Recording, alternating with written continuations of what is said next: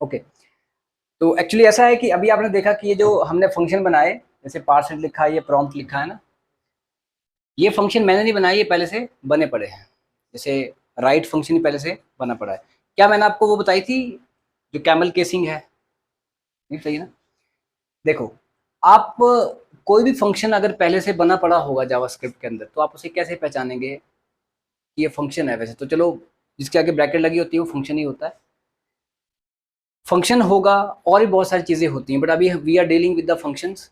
तो जैसे सपोज करो, जब कोई चीज़ वर्ल्ड वाइड चलती है, बनती है, तो उसके लिए कुछ रूल सेट किए जाते हैं, स्टैंडर्ड सेट किए जाते हैं, है ना? जैसे टी शर्ट आपने पहनी है, तो उसका एक स्टैंडर्ड सेट है कि टी शर्ट बोलते किसको हैं, उसमें क्या होगा, इतनी इतनी बाजुएं होंगी, तो बाकी जो आपने पहनी है। अब जिसकी बाजू इतनी बड़ी हो आगे तक, उसको टी शर्ट नहीं बोलते, क्योंकि इसके स्टैंडर्ड सेट है। शर्ट किसको बोलते हैं? तो अब क्या है, यहां पर भी स्टैंडर्ड सेट है, इसको कहते हैं नेमिंग कन्वेंशंस।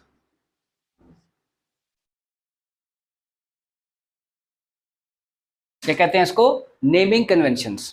कन्वेंशंस एक वर्ड है, कन्वेंशंस होते हैं स्टैंडर्ड्स, रूल्स, ठीक है ना? तो कोई भी फंक्शन अगर प्री डिफाइंड होगा, पहले से बना पड़ा फंक्शन होगा, तो उसका आप कैसे पहचानेंगे कि ये फंक्शन है, और उसके क्या नेमिंग कन्वेंशंस हो सकते हैं, कि नेम करने के उसके क्या रूल्स हैं फंक्शन के, या प्री डिफाइंड किसी वेरिएबल के भी हो सकते हैं।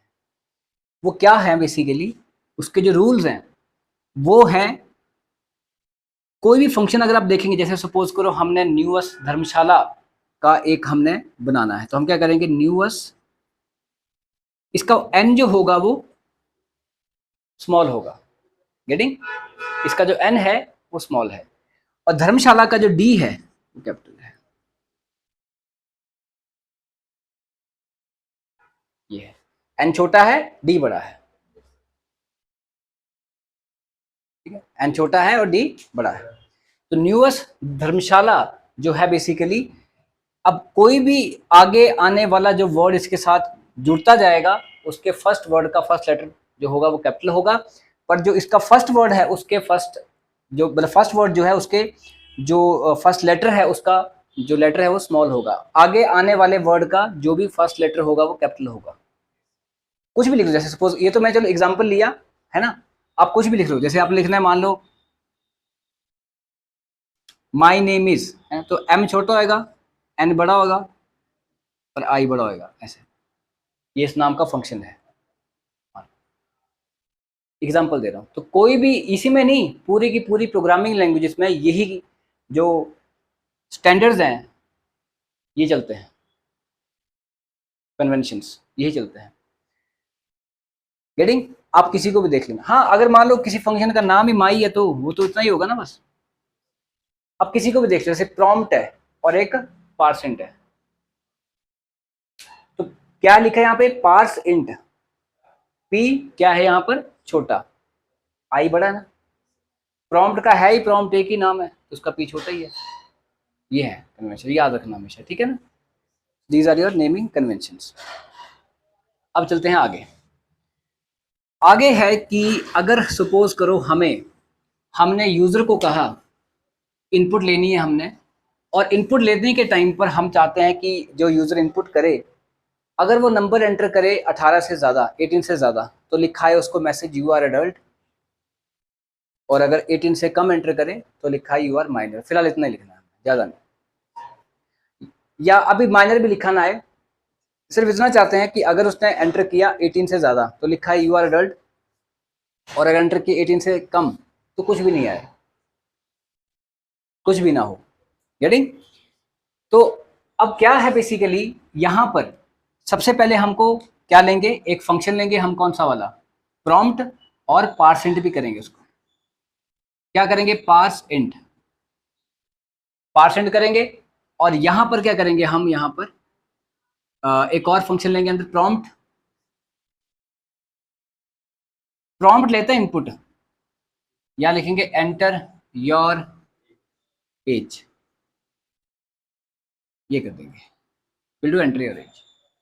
एंड यहाँ पे एक वेरिएबल लेंगे, you can take any name, थोड़ा सा मीनिंगफुल अगर ले लें तो ज़्यादा अच्छा रहता है। हमने एज ले ली, ठीक। अब क्या लगेगा यहाँ पर कि अब मैं लिख दिया यहाँ पर लिख दिया डॉक्यूमेंट डॉट राइट, और यहाँ लिख दिया यू आर एडल्ट, ये लिख दिया document dot write you are adult लिख दिया। अब ये लिख दिया, अब ये जो लिखा गया है इसको हम जब प्रोग्राम को रन करेंगे, चलाएंगे, तो क्या होगा, एक डब्बा बन के आएगा, बॉक्स बन के आएगा, उसमें वी विल एंटर नंबर, वो नंबर कहाँ स्टोर हो जाएगा, एज वेरिएबल में, और क्या करेगा उसके बाद document dot write you adult message आएगा। अगर मैंने कुछ और एंटर किया, मान लो एंटर किया 17, वो तब भी आएगा, और अगर मैं एंटर किया 19 तब भी आएगा। तो मैं चाहता हूं कि ऐसा क्यों हो रहा है कि अगर 18 एंटर कर, sorry, if we are entering 17 तब भी आ रहा है, इफ वी आर एंटरिंग 19 तब भी आ रहा है, क्योंकि हमारे प्रोग्राम पे अभी कोई भी कंट्रोल नहीं है।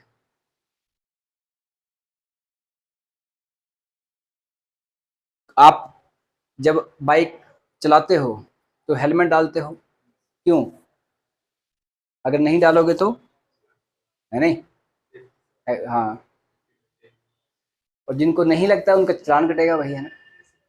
तो कंट्रोल डाला गया है किसी भी चीज़ में, अगर आपने कंट्रोल डालना है तो अगर मगर बोला जाता है, कि अगर तुम्हारे इतने मार्क्स नहीं आए तो देख लेना, अगर तुमने ये नहीं किया तो ये हो जाएगा, अगर तुमने ये किया तो ऐसा हो जाएगा, वो कंट्रोल हो जाता है, कंट्रोल लाना पड़ता है। तो यहाँ पे कोई भी कंट्रोल नहीं है, चला हुआ अपनी मर्जी से, कोई नहीं पूछता। तो कंट्रोल डालना है हमें प्रोग्राम में, मतलब अभी तक हमारे प्रोग्राम में हमारा कंट्रोल नहीं है, तो चल रहा है अपनी मर्जी से, जो लिखा है वो होगा, हम डालेंगे कंट्रोल। तो कंट्रोल डालने के लिए क्या आएगा, अगर मगर, अगर इंग्लिश में क्या बोलेंगे उसे, इफ, सिंपल। इफ अगर, मुझे ना आप सीखते सीखते ना ऐसा टॉपिक बता देना कि जो हमारी असल जिंदगी में नहीं होता। मैंने कहा था आपको कि programming is what your the things which you are doing daily. If अगर, मैं लिखा इफ अगर, अब आपके देखो सीक्वेंस वाइज वेरिएबल हमने पढ़े, उसके बाद क्या पढ़े, ऑपरेटर्स। अब वो देखो उसके बाद हम वो दोनों ही काम आने वाले हैं।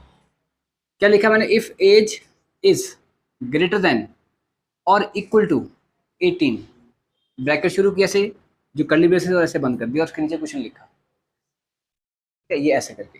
इसके अंदर एक स्टेटमेंट लिखनी है, 2 लिखनी है, वो आपकी मर्जी है। अब क्या हुआ, द्वारा प्रोग्राम हमने चलाया, इनपुट लिया गया, इनपुट लेने के बाद वेरिएबल कहाँ डाला गया, और जो वैल्यू है वो कहाँ डाली गई, वेरिएबल के अंदर, जैसे एज वेरिएबल है।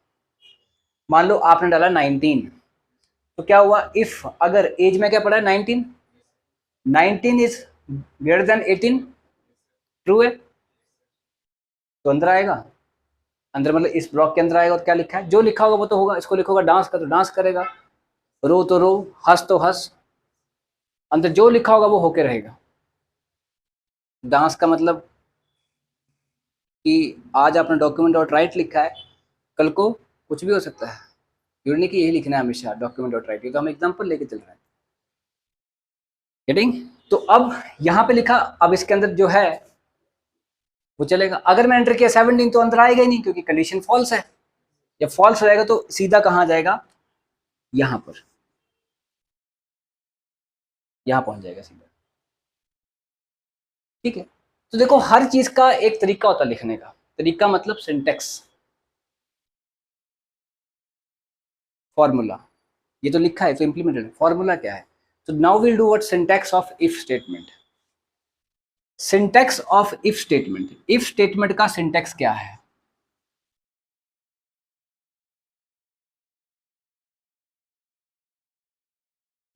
इफ स्टेटमेंट का सिंटेक्स है, सबसे पहले क्या आएगा, इफ आएगा, फिर ब्रैकेट शुरू, कंडीशन आएगी, फिर bracket start, number of statements, bracket close, फिर आएगा बस इफ, बस इतना आ जाएगा। तो क्या होगा, सबसे पहले कंडीशन चेक होगी, उसके बाद जो ट्रू होगा तो अंदर आएगा, नहीं तो सीधा बाहर आ जाएगा।